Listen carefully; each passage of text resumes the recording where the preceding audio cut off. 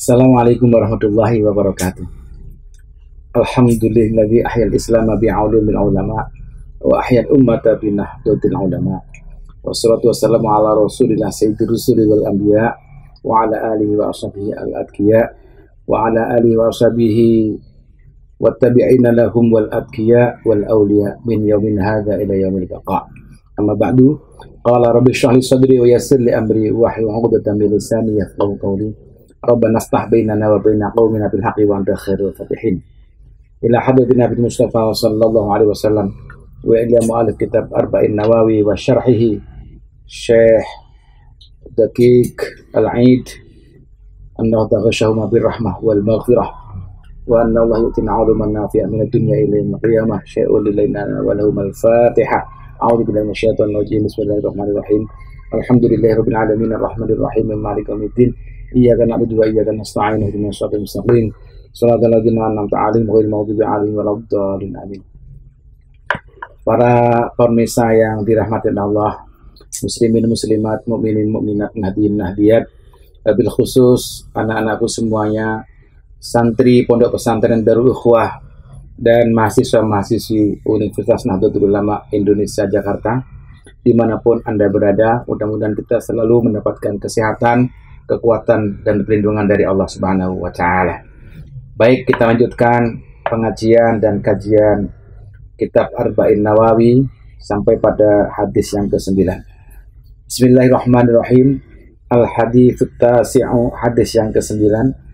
An Abi Hurairah Abdurrahman ibn Sakhr radhiyallahu taala anhu qala, sami'tu, saya mendengar Rasulullah sallallahu alaihi wasallam yaqul, bersabda, ma nahaitukum anhu fajtanibuhu, apa-apa yang saya sudah pernah melarang maka jauhilah, wa ma amartukum bihi fa'tu bihi minhu, dan apa-apa yang saya perintahkan maka laksanakan dia, mastata'tum, sejauh kalian mampu, mastata'tum, sejauh kamu mampu. Fa innama ahlakal ladzina min qablikum, bahwasanya orang-orang sebelum kalian rusak, kathratu masa'alihim, lantaran mereka banyak bertanya, wa ikhtilafuhum ala anbiya'ihim, dan lantaran mereka selalu berbeda dengan pendapatnya para nabi-nabi mereka. Rawahul Bukhari wa Muslim, hadis ini diriwayatkan oleh Imam Bukhari dan Muslim. Artinya hadis ini adalah hadis sahih. Lafzu hadzal hadis fi kitab Muslim an Abi Hurairah qala, lafaz hadis ini dalam kitab Muslim bahwa Abi Hurairah berkata, khotobana Rasulullah SAW, Rasul pernah memberitahu khutbah kepada kami, faqala ya ayyuhan nasu, wahai manusia, qad faradallahu al-hajja 'alaikum fahajju, Allah telah mewajibkan kalian untuk ibadah haji, maka pergilah haji kalian. Dalam cerita, faqala rajulun, ketika Nabi menyampaikan perintah haji ini, ada yang bertanya, akullu amin ya Rasulullah, apakah setiap tahun wahai Nabi, wahai Rasulullah? Fasakata, Nabi diam. Hatta qala salasan, orang itu ngeyel, nanya 3 kali. Apa jawabannya Nabi? Faqala Nabi sallallahu alaihi wasallam, Nabi menjawab, lau qultu na'am, apabila saya menjawab iya, jadi kalau ditanya apakah setiap tahun wahai Nabi, saya jawab iya, fala wujibat wala mastata'tum, maka akan diwajibkan haji itu setiap tahun dan kalian tidak akan mampu. Summa qala zaruni ma taraktukum fa inna ma ahlaka man kana qablakum kathratu su'alihim wa ikhtilafi ma'al anbiya'ihim. Tinggalkan apa-apa yang saya tinggalkan kepada kalian, yang saya larang kepada kalian. Nah, fa idza amartukum bisyai'in fa'tu minhu mastata'tum. Kata Nabi, apabila kalian saya perintahkan, jalankan semampu kalian. Nah, konon orang yang bertanya ngengil berkali-kali nanya kepada Nabi. Warajul ladzi salahu huwa Al-Aqra ibnu Habis. Namanya adalah Aqra ibnu Habis. Para pemirsa yang dirahmati Allah Subhanahu wa taala, jadi seakan-akan penanya tadi itu, Aqra bin Habis itu meremehkan keterangan Nabi, memberatkan apa yang sudah dijelaskan, syariat yang ditentukan oleh Rasulullah. Nabi tidak mengatakan setiap tahun, dia nanya setiap tahun apa tidak. Nah ini memberat-beratkan ini. Wa yadulluha lafdhu aidan ala anna al-asla adamul wujud. Wa annahu la hukma qabla wurudi syar'i. Bahwa lafaz tadi itu menunjukkan aslinya tidak ada kewajiban dan tidak ada datang hukum sebelum ada syariat. Nah, tetapi begitu diperintahkan oleh Nabi, silahkan kita menjalankan semampu kita. Hada min qawaidil Islam al-muhimmah. Ini termasuk fondasi Islam yang penting. Dan min jawamil kalim, kalimat mastata'tum dan kalimat sebelumnya tadi itu termasuk kalimat yang penuh dengan makna. Wa yadkhulu fihi ma la yuhsa binal ahkam, termasuk dalam pengertian derivasi hadis tadi itu, misalnya hukum-hukum yang tidak terhitung di dalam sholat. Kita ambil contoh, idza ajaza an ba'di arkaniha, andai ada seseorang yang tidak bisa melaksanakan seluruh rukun-rukun sholat, au ba'di syurutiha, atau sebagian syaratnya, atabil baki, sudah jalankan apa yang bisa. Yang nggak bisa nggak usah. Kalau nggak bisa sholat, mestinya berdiri, bisa dengan duduk. Nggak bisa dengan duduk, dengan berbaring. Subhanallah. Wa idza ajaza an ghuslin ba'di a'dha'il wudu', ghasala al-mumkin. Apabila kita nggak bisa membasuh dengan seluruh anggota wudu, maka basuh yang memungkinkan. Tidak usah mempersulit. Begitu juga wakadil kaidan fi izalatil munkarat. Lah ini, kalau Nabi menyuruh menghilangkan mungkarat, kemungkaran-kemungkaran yang ada di bumi, ya sudah. Kalau nggak bisa semuanya, idza lam yumkinuhu izalatul jami'iha fa'ala al-mumkin. Jadi kalau mungkarat itu nggak bisa seluruhnya kita hilangkan, ya yang sebisa-bisa mungkin, nggak usah teriak-teriak. Nahi mungkar terus-terusan dengan membawa pentungan, nggak usah.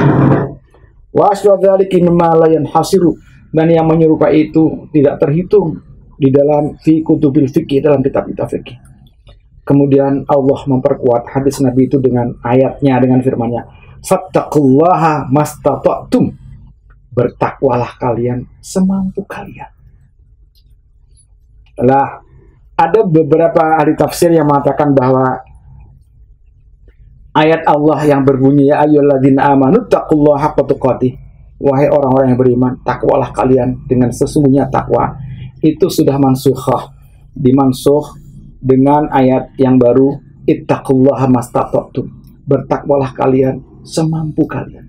Wong takwa saja itu, kalau nggak mampu utuh, ya separuh, nggak mampu separuh, ya seperempatnya. Tetapi ada yang mengatakan, waqala ba'duhum wa sahih anna laysat mansukhatan, ayat ittaqullaha haqqa tuqatih tidak dimansuh, kata sebagian ulama, bal hiya mufassaratun laha wa mabnatul murad minha. Tetapi itu ditafsiri dengan bahwa wallahu subhanahu lam ya'mur illa bil mustata'. Walaupun kita disuruh haqqa tuqatih, tetapi Allah tidak menyuruh kita untuk taat kecuali illa bil mustata'. Taat kita kecuali dengan hal-hal yang kita mampu. Di dalam ayat yang lain kemudian Allah memperkuat firman-Nya, la yukallifullahu nafsan illa wus'aha. Allah tidak akan membebani seseorang kecuali dengan apa yang dia mampu. Dalam ayat lain kemudian Allah menyatakan, wa ma ja'ala 'alaikum fid dini min haraj. Allah tidak menjadikan kepada kalian agama ini memberatkan. Maka kemudian Nabi sejajar dengan itu bersabda, wa ma nahitukum anhu fajtanibuh. Lakin idza ujida udhun yubihu ka aklil maitah. apa-apa yang dilarang jangan kalian lakukan, kecuali apabila uzur, maka itu akan dibolehkan yang dilarang Nabi itu untuk dilakukan. Ka'akil maitah, misalnya seperti makan bangkai, asalnya tidak boleh, asalnya dilarang Rasulullah, tapi dalam keadaan darurat, ad-darurat tubihul mahdurat. Fahadha la yakunu manhiyan anhu fi hadhil hal, maka makan bangkai dalam keadaan darurat tidak dilarang seperti keadaan semula. Oleh karenanya maka kemudian dalam hadis tadi itu Nabi membayangkan dan menyamakan bahwa jangan sampai kita seperti fa inna ma ahlakal ladzina min qablikum kathratu masailihim. Umat-umat terdahulu sebelum kita Nabi Muhammad itu rusak lantaran mereka banyak ngeyel kepada nabinya. Konon di dalam syarahnya Arba'in Nawawi ini disampaikan bahwa di dalam surat Al-Baqarah ayat 67 sampai 74 menceritakan dalam konteks hubungannya bahwa umat terdahulu banyak yang rusak karena banyak bertanya dan menyalahi kepada nabinya. Di dalam surat Al-Baqarah ayat 67 Allah berfirman, dan ini ada di dalam Al-Quran sebagai ibrah, pelajaran bagi kita ngambil pelajaran dari umat terdahulu. Allah berfirman, a'udzubillahi minasyaitonirrajim, bismillahirrahmanirrahim. Wa idh qala Musa liqaumihi innallaha ya'murukum an tadhbahu baqarah. Allah berkata kepada Nabi Musa untuk umatnya, Allah menyuruh kalian untuk menyembelih seekor sapi, an tadhbahu baqarah, agar kalian menyembelih seekor sapi. Jadi ceritanya begini. Ketika zaman Bani Israel itu, umatnya Nabi Musa, itu ada seseorang yang punya kakek kaya raya dan warisnya, ahli warisnya tinggal satu dia. Ternyata orang yang kaya raya itu, kakek yang kaya raya itu nggak meninggal-ninggal, umurnya panjang. Padahal ahli waris yang satu-satunya tadi itu mengharapkan warisannya segera di tangan dia, segera dia dapat terima. Ternyata tidak meninggal-ninggal. Akhirnya dia jengkel, ini kakek saya nggak meninggal-ninggal, dibunuh, ditekap, dicekik dia, mati. Nggak ada orang tahu. Akhirnya mayatnya dibuang di kampung sebelah. Setelah dibuang, maka untuk sandiwara, seakan-akan ini dicekik orang lain, dibunuh orang lain. Akhirnya dia kemana-mana bilang, kakek saya ada yang bunuh, siapa ini yang bunuh, siapa ini bunuh. Akhirnya orang sekampung ramai untuk mencari siapa pembunuh kakek itu. Dan sampailah itu diajukan kepada Nabi Musa alaihissalam.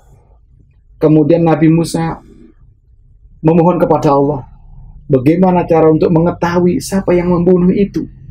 Allah kemudian menyuruh Nabi Musa agar memotong seekor sapi. Tetapi begitu umatnya Nabi Musa dibilang bahwa nanti akan ada jawaban setelah kita memotong seekor sapi, umatnya itu nggak percaya, bahkan merasa diejek, merasa dihina. Engkau mengolok-olok, kita ini nyari pembunuh kok, engkau wahai Nabi Musa malah disuruh mencari sapi, bagaimana ini? Maka kemudian karena kemudian dia ngengkel, tidak mau membunuh sapi itu, maka kemudian ceritanya kan kenapa membunuh sapi. Cerita yang bergandengan dengan ini adalah waktu zaman Bani Israel itu juga barengan dengan pembunuhan itu, ada seorang anak soleh yang dia hanya punya bapak dan ibu. Kemudian bapaknya itu punya anak satu, anak soleh ini, dan sapi. Bapaknya ini sudah tua. Akhirnya sapi itu dilepas di hutan dengan dititipkan kepada Allah. Ya Allah, saya nitip sapi yang kecil ini, nanti kalau besar ini saya wariskan kepada anak saya. Mudah-mudahan kalau besar anak menjadi soleh dan bisa menemukan sapi itu. Akhirnya begitu sekian tahun, anak soleh tadi itu besar dan dikasih tahu sama ibunya, nak, bapak kamu itu punya sapi di hutan dan dia titip kepada Allah. Nanti kalau sudah besar agar kamu ambil. Sekarang kamu sudah besar, ambillah sapi itu dan engkau mengambil sapi itu dengan cara kamu tawasul kepada Nabi Ibrahim, Nabi Ismail dan Nabi Ishak agar sapi itu kamu panggil dan agar dia datang. Betul, dia jalankan itu di hutan. Dia tawasul dengan Nabi Ibrahim, Nabi Ismail dan Nabi Ishak. Akhirnya sapi itu datang. Perintah ibu kalau sudah datang disuruh pegang-pegang leher. Akhirnya dipegang-pegang lehernya. Sapi itu sapi jantan, sapi gemuk dan warnanya kekuning-kuningan seperti emas.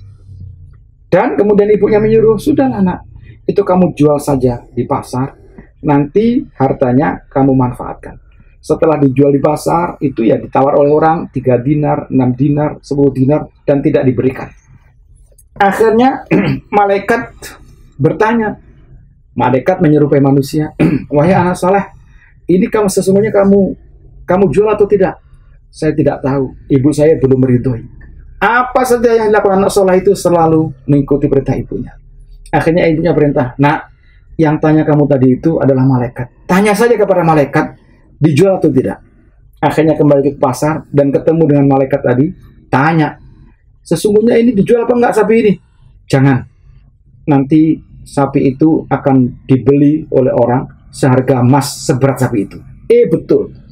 Ternyata enggak dijual. Dan kemudian kembali ke cerita awal tadi itu. Anak yang membunuh kakeknya tadi itu belum menemukan siapa pembunuhnya. Begitu juga Nabi Musa. Akhirnya Nabi Musa karena tadi suruh menyembelih sapi sembarangan tidak mau. Akhirnya Nabi Musa diberikan wahyu oleh Allah. Caranya harus menyembelih sapi yang sifatnya begini persis seperti yang dimiliki oleh anak soleh. Akhirnya diputuskan, disuruh nyari umatnya yang rewel tadi, yang banyak bertanya kepada Nabi Musa tadi. Kamu harus menyembelih sapi yang sifat-sifatnya adalah seperti ini. Dan harus kamu beli. Akhirnya ketemulah sapinya anak soleh tadi itu, yang gemuk, yang kekuning-kuningan, yang gagah tadi itu. Ditawar tidak boleh, kata anak tadi, itu boleh dibeli, harganya seberat emas. Emas itu seberat sapi yang saya punya. Dan karena ingin mengetahui siapa yang mati, akhirnya dibeli juga. Begitu dibeli, setelah disembelih, kemudian salah satu kakinya, salah satu kaki sapi yang sudah mati tadi itu dipukulkan kepada si mayit orang kaya yang banyak hartanya tadi itu. Begitu dipukulkan kepada mayit, maka jenazahnya langsung hidup dan kemudian menjawab, yang membunuh saya adalah si fulan. Maksudnya si fulan itu adalah si ahli waris yang membunuh dia sendiri, yang mengharapkan warisannya tadi itu. Masya Allah. Itulah akibat apabila kita banyak bertanya dan banyak ngengkel, banyak berengkel kepada para pemimpin kita, kepada Nabi Musa waktu itu.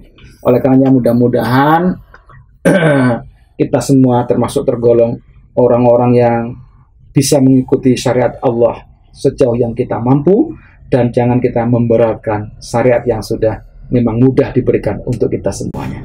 Hadanallahu wa iyyakum ajmain. Wallahul muwaffiq ila aqwamit thoriq. Wassalamualaikum warahmatullahi wabarakatuh.